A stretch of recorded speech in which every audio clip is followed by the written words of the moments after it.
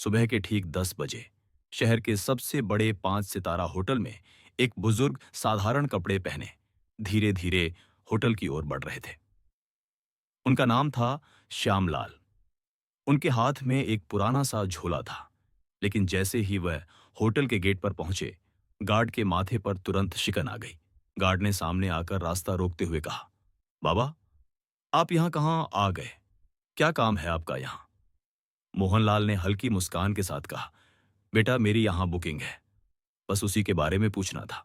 Guard ने हंसते हुए अपनी साथी से कहा, अरे देखो तो, बाबा कह रहे हैं इनकी यहाँ बुकिंग है। गार्ड ने फिर श्यामलाल से कहा, बाबा देखो, आपसे जरूर कोई गलती हुई है। शायद आपको किसी ने गलत पता दे दिया है, क्योंकि ये होटल बहुत ही लग्जरी है। बड़े बड़े बाबू लोग आते हैं यहाँ, कोई आम आदमी इसको अफोर्ड नहीं कर सकता। इतने में होटल की रिसेप्शनिस्ट काव्या तिवारी ने यह बातचीत सुन ली।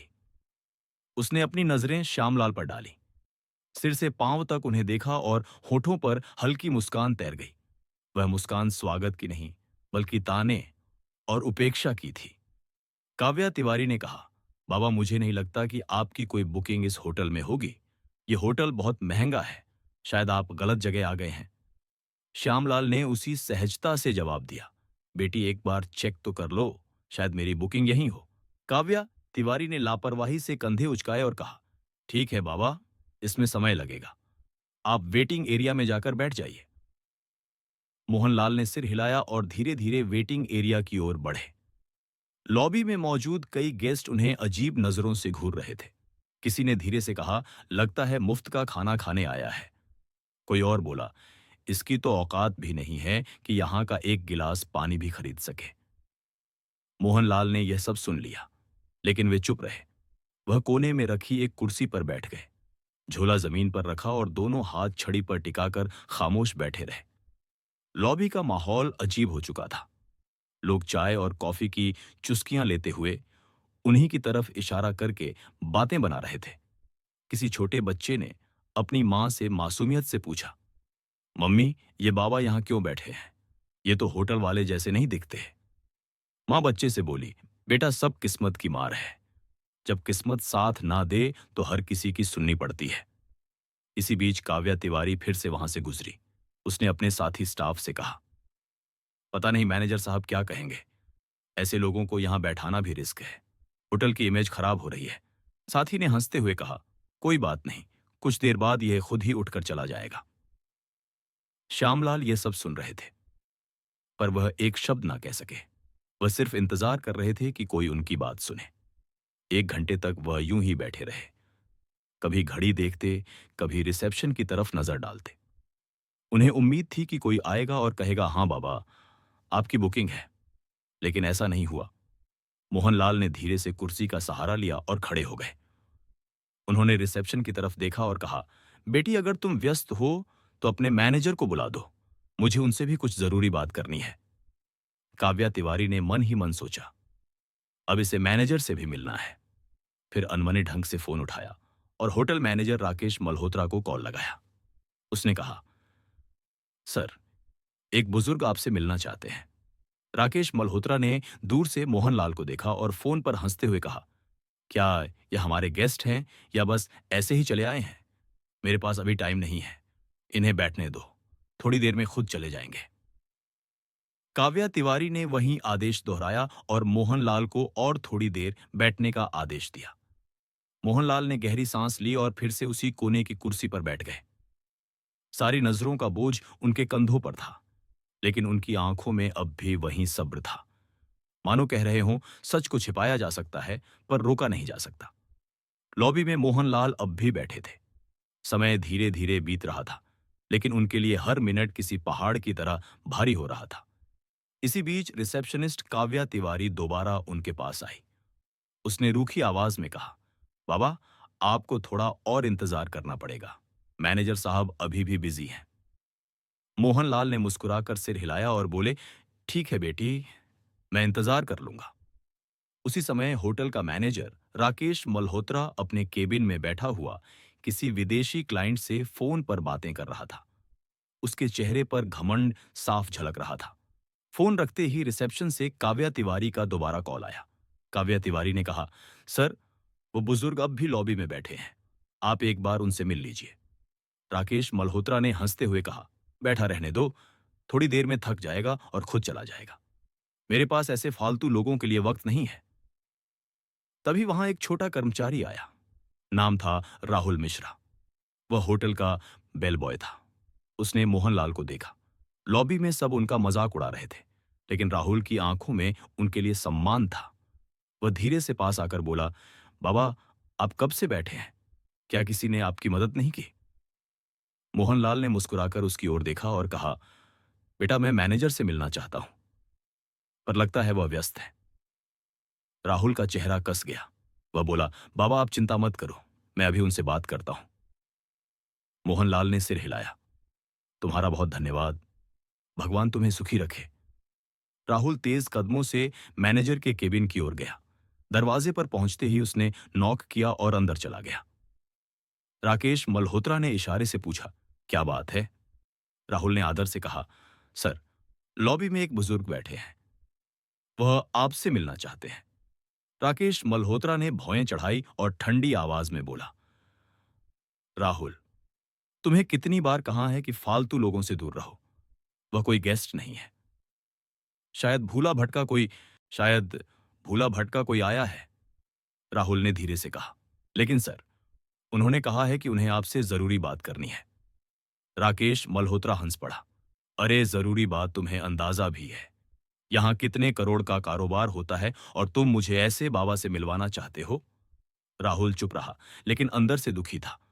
उसने सोचा, इंसान को उसकी शक्ल देखकर कैसे ठुकराया जा सकता है?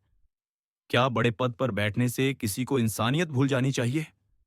राकेश मल्होत्रा ने सख्त आवाज में कहा, राहुल, तुम अपना काम करो, यह मामला तुम्हारे बस का नहीं है।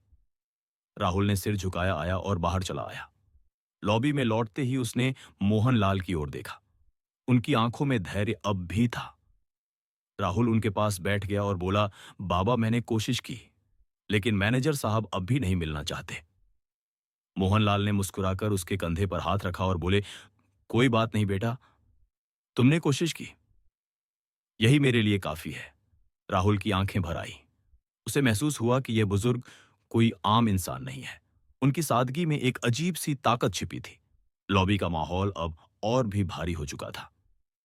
लोगों के ताने और ठहाके, श्यामलाल की खामोशी और राहुल की बेचैनी सब मिलकर एक अजीब तस्वीर बना रहे थे। करीब 1 घंटा बीत चुका था। श्यामलाल अब भी उसी कुर्सी पर बैठे थे। उन्होंने धीरे से आंखें बंद की और सोचा, धैर्य रखना ही असली ताकत है। लेकिन अब समय आ गया है कि सच्चाई सामने आए। होटल की घड़ी ने 12:30 बजाए। मोहनलाल अब और चुपचाप बैठ नहीं पाए। उन्होंने धीरे से अपनी छड़ी उठाई, झोला कंधे पर टांगा और रिसेप्शन की तरफ बढ़ गए। लॉबी में बैठे कई लोगों ने फिर से ताने कसे, देखो देखो बाबा, अब मैनेजर से लड़ने जा रहे हैं। रिसेप्शन पर खड़ी काव्या तिवारी ने उन्हें आते देखा। उसने झुंझुलाकर कहा, बाबा, आपको कहाँ था ना? इंतजार कीजिए, मैनेजर अब भी बिजी है। श्यामलाल ने उसकी ओर देखा और नरम आवाज में बोले, बेटी, बहुत इंतजार कर लिया, अब मैं खुद ही उनसे बात कर लूंगा। इतना कहकर श्यामलाल सीधा मैनेजर राकेश मल्होत्रा के केबिन की ओर बढ़े। लॉबी में खामोशी छा गई। सबकी नजरें उसी तरफ टिक गईं। हर कोई देखना चाहता था कि आगे क्या होने वाला है। जैसे ही मोहनलाल ने केबिन का दरवाजा खोला, राकेश मल्होत्रा अपनी घूमने वाली कुर्सी पर अकड़ के साथ बैठा था। उसने भौहें चढ़ाते हुए कहा, हाँ बाबा, बताइए, इतना शोर क्यों मचा रखा है? क्या काम है आपको? श्यामलाल ने धीरे से झोला खोला और उसके अंदर से एक लिफाफा निकाला। उसे आगे बढ़ाते हुए बोले, यह मेरी बुकिंग और होटल से जुड़ी कुछ डिटेल है, कृपया एक बार देख लीजिए। राकेश मल्होत्रा ने हंसते हुए लिफाफा हाथ में लिया, लेकिन खोले बिना ही टेबल पर पटक दिया। उसकी हंसी में अहंकार साफ झलक रहा था। उसने कहा, बाबा, जब किसी इंसान की जेब में पैसे नहीं होते तो उसे बुकिंग जैसी बड़ी बड़ी बातें करना बिल्कुल बेकार है। मुझे आपके जैसे लोगों की शक्ल देखकर ही पता चल जाता है कि आपके पास कुछ नहीं है। यह होटल आपके बस का नहीं है। बेहतर होगा आप यहां से चले जाएं। मोहनलाल ने उसकी आंखों में देखा। उनकी आवाज अब गहरी और गंभीर हो चुकी थी। उन्होंने कहा, बेटा, बिना देखे कैसे तय कर लिया? एक बार इन कागजों को देख तो लो। सच्चाई अक्सर वैसी नहीं होती जैसी दिखती है। राकेश मल्होत्रा कुर्सी पर पीछे झुक गया और जोर से हंसते हुए बोला, बाबा, मुझे किसी कागज को देखने की जरूरत नहीं है। मैं सालों से इस होटल को संभाल रहा हूं। लोगों की शक्ल देखकर ही पहचान लेता हूं कि किसकी क्या औकात है। आपकी शक्ल कहती है आपके पास कुछ भी नहीं है। यह सुनकर लॉबी में बैठे कुछ गेस्ट भी हंसने लगे। मोहनलाल ने गहरी सांस ली, लिफाफा टेबल पर रखा और शांत स्वर में बोले, ठीक है, जब तुम्हें यकीन नहीं है तो मैं चला जाता हूं। लेकिन याद रखना, जो तुमने आज किया है उसका नतीजा तुम्हें भुगतना पड़ेगा। इतना कहकर उन्होंने दरवाजे की ओर कदम बढ़ाए। पीछे बैठे गेस्ट फुसफुसाए, वाह, मैनेजर ने सही किया। ऐसे लोगों को यही सबक मिलना चाहिए। श्यामलाल होटल से बाहर निकल गए। उनकी धीमी चाल और झुकी हुई कमर ने पूरे स्टाफ के बीच एक अजीब सा सन्नाटा छोड़ दिया। लेकिन राकेश मल्होत्रा अपनी कुर्सी पर बैठा मुस्कुराता रहा। उसके चेहरे पर गर्व और तिरस्कार का मिला जुला भाव था। इसी बीच बेल बॉय राहुल मिश्रा उस लिफाफे की तरफ बढ़ा। उसने धीरे से उसे उठाया और चुपचाप अपने सर्वर कंप्यूटर की ओर चला गया। कंप्यूटर स्क्रीन पर उसने लॉगिन किया और फाइलें खोलना शुरू किया।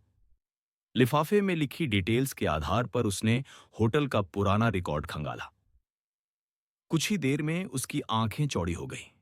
स्क्रीन पर जो जानकारी थी उसने राहुल को हिलाकर रख दिया। रिकॉर्ड में साफ लिखा था, श्यामलाल होटल के 85% शेयर होल्डर संस्थापक सदस्य राहुल की सांसें तेज हो गईं। उसने फौरन प्रिंटर से रिपोर्ट निकाली।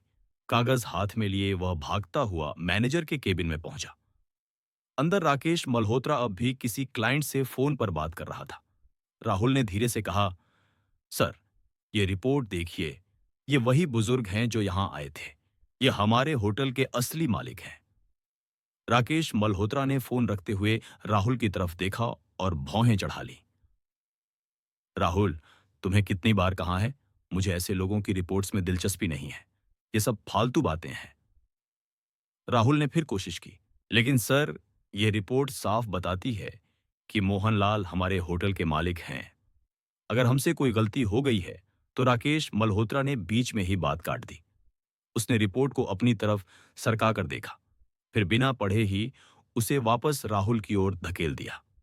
उसकी आवाज में अहंकार पहले से और ज्यादा था। उसने कहा, मुझे ये सब बकवास नहीं चाहिए। तुम्हें मैंने कहा है ना, अपना काम करो। ये होटल मेरी मैनेजमेंट स्किल से चलता है, किसी पुराने बाबा की दान दक्षिणा से नहीं। राहुल हैरान रह गया। उसके चेहरे पर गहरी बेचैनी थी। वह रिपोर्ट हाथ में लेकर वापस निकल गया। लॉबी में आते ही उसने श्यामलाल को याद किया। उनकी आंखों की गहराई, उनका धैर्य, उसे लगा यह मामला अब सिर्फ होटल तक सीमित नहीं है, यह इंसानियत की परीक्षा है। धीरे धीरे शाम होने लगी। गेस्ट अपने अपने कमरों में चले गए। स्टाफ अपने काम में लग गया। लेकिन राहुल के दिल में हलचल बढ़ती गई। उसे यकीन था कल का दिन इस होटल की तस्वीर बदल देगा।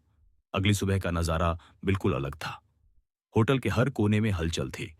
स्टाफ आपस में धीरे धीरे फुसफुसा रहे थे। किसी ने कहा, कल जो बाबा आए थे, शायद उनके बारे में कोई बड़ी बात है।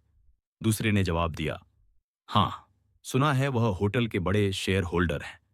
यह खबर धीरे धीरे पूरे होटल में फैल चुकी थी, लेकिन किसी को अब भी भरोसा नहीं हो रहा था। सबके मन में सवाल था, क्या सच में वह बुजुर्ग इस आलीशान होटल के मालिक हो सकते हैं? 12:30 बजते ही लॉबी का माहौल अचानक बदल गया। होटल के मुख्य द्वार से वही साधारण कपड़े पहने बुजुर्ग श्यामलाल अंदर आए। लेकिन इस बार वह अकेले नहीं थे। उनके साथ एक सूट बूट पहना अधिकारी था, जिसके हाथ में काले रंग का ब्रीफकेस था। सभी की नजरें एक ही पल में उसी दिशा में टिक गई। गार्ड, रिसेप्शनिस्ट, वेटर सब सन्नाटे में खड़े रह गए। कल जिन्हें सबने अनदेखा किया था, आज वही शख्स होटल में किसी सम्राट की तरह प्रवेश कर रहे थे। श्यामलाल ने सीधे हाथ से इशारा किया, मैनेजर को बुलाओ। आवाज में अब कोई नरमी नहीं थी, बल्कि एक आदेश की कठोरता थी। थोड़ी ही देर में राकेश मल्होत्रा बाहर आया। उसके चेहरे पर हल्की घबराहट थी, लेकिन अहंकार अब भी बाकी था। वह आधा मुस्कुराकर बोला, जी बोलिए बाबा, आज फिर आ गए। मोहनलाल ने उसकी आंखों में देखा और ठंडी आवाज में कहा, राकेश मल्होत्रा, मैंने कल ही कहा था तुम्हें अपने कर्मों का नतीजा भुगतना पड़ेगा। आज वह दिन आ गया है। राकेश मल्होत्रा सबका गया। उसने हंसी में बात टालने की कोशिश की। श्यामलाल के साथ आए अधिकारी ने ब्रीफ केस खोला, उसमें से मोटी फाइल निकाली और सबके सामने टेबल पर रख दी। उसने जोर से कहा, ये डॉक्यूमेंट साफ बताते हैं इस होटल के 85% शेयर मोहन लाल के नाम पर हैं। असल मालिक वही हैं। पूरा स्टाफ स्तब्ध रह गया। काव्या तिवारी के हाथ कांपने लगे। लॉबी में मौजूद गेस्ट्स ने एक दूसरे को देखा और फुसफुसाए, ये तो सच में मालिक है, हमसे कितनी बड़ी भूल हो गई। श्यामलाल ने अपनी छड़ी जमीन पर टिका दी। उनकी आवाज अब तेज और दृढ़ थी। राकेश मल्होत्रा, आज से तुम इस होटल के मैनेजर नहीं रहोगे। तुम्हारी जगह अब राहुल मिश्रा इस पद को संभालेगा। राकेश मल्होत्रा गुस्से से कांपते हुए बोला, आप होते कौन हैं मुझे हटाने वाले? ये होटल मैं सालों से चला रहा हूं। श्यामलाल गरजते हुए बोले, ये होटल मैंने बनाया है, इसकी नींव मेरी मेहनत से रखी गई थी। मैं चाहूं तो तुम्हें एक पल में बाहर का रास्ता दिखा सकता हूं, पर दंड स्वरूप तुम्हें फील्ड का काम दिया जा रहा है। अब वही काम करो जो तुमने दूसरों से करवाया है। मोहनलाल ने राहुल को पास बुलाया। उन्होंने उसके कंधे पर हाथ रखते हुए कहा, तुम्हारे पास धन नहीं था, लेकिन दिल में इंसानियत थी। यही असली काबिलियत है, इसलिए तुम इस पद के हकदार हो। राहुल की आंखों से आंसू बह निकले। वह भावुक होकर बोला, साहब, मैंने तो बस इंसानियत निभाई थी। मोहनलाल मुस्कुराए, यही सबसे बड़ी योग्यता है बेटा। फिर उन्होंने रिसेप्शनिस्ट काव्या तिवारी की ओर देखा। उनकी नजर इतनी कठोर थी कि काव्या तिवारी कांप गई। मोहनलाल बोले, काव्या तिवारी, तुम्हारी यह गलती पहली है, इसलिए तुम्हें माफ कर रहा हूं। लेकिन याद रखना, इस होटल में कभी किसी को उसके कपड़ों से मत आंकना। हर इंसान की इज्जत बराबर है। काव्या तिवारी ने हाथ जोड़ लिए और रोते हुए कहा, मुझे माफ कर दीजिए, आगे से ऐसा कभी नहीं होगा। मोहनलाल ने चारों तरफ देखा और ऊंची आवाज में कहा, सुन लो सब लोग, यह होटल सिर्फ अमीरों का नहीं है। यहां इंसानियत ही असली पहचान होगी। जो भी अमीर गरीब का फर्क करेगा, वह इस जगह पर रहने लायक नहीं होगा। लॉबी में मौजूद गेस्ट्स ने जोरदार तालियां बजाई। हर कोई मोहनलाल को सम्मान की नजरों से देख रहा था। जो कल तक उन्हें तुच्छ समझ रहे थे, आज वही उनके आगे झुक गए। मोहनलाल ने अंत में कहा, असली अमीरी पैसे में नहीं, सोच में होती है। अगर सोच बड़ी हो तो इंसान खुद ही बड़ा बन जाता है। इतना कहकर वह अधिकारी के साथ होटल से बाहर निकल गए। पीछे खड़े स्टाफ और गेस्ट्स देर तक उनकी ओर देखते रहे और मन ही मन सोचते रहे, मालिक ऐसा होना चाहिए जो दूसरों को उनकी इंसानियत से पहचाने, न कि उनके कपड़ों से। उस दिन के बाद होटल का माहौल पूरी तरह बदल गया। स्टाफ अब हर गेस्ट के साथ सम्मान से पेश आता। लोग कहते, श्यामलाल ने सिर्फ होटल नहीं बनाया, बल्कि इंसानियत की नींव भी रखी। दोस्तों, अगर आपको यह कहानी पसंद आई हो तो प्लीज इसे लाइक करें और ज्यादा से ज्यादा लोगों तक शेयर करें। और हां, हमारे चैनल को सब्सक्राइब करना बिल्कुल ना भूलें, ताकि ऐसी ही दिलचस्प और दमदार कहानियां आपको मिलती रहें। धन्यवाद।